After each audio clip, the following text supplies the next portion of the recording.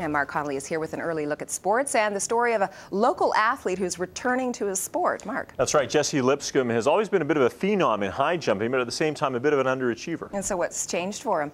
Well, he's soaring to new heights. With a new commitment and work ethic, he's hoping will get him to the top of the sport.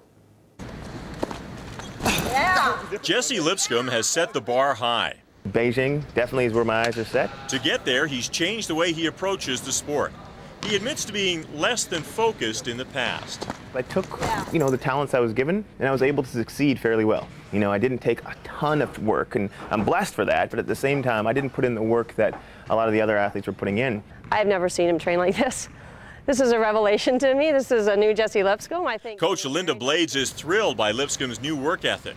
He's not missed a practice since November, which is just unheard of. So it's paying dividends. His jumping is going very well because finally, after all these years, he's actually doing a program that's been set up for him. Jesse wasn't lazy before, he just had a lot going on. He's an actor, a singer, and an athlete. But now, it's athlete first.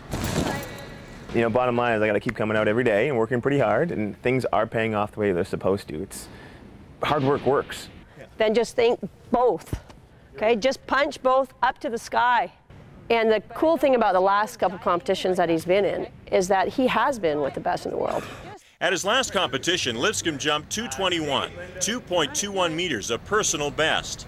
And his coach expects a lot more. Well, at least 227, and on a good day, probably 230 or 231. And the crowd reacts as he sails over the bar. Jumps like that would put him in a league with Canada's best, Mark Boswell and Kwaku Boateng. Lipscombe thinks he and a group of other young Canadians have a chance to be right there with them.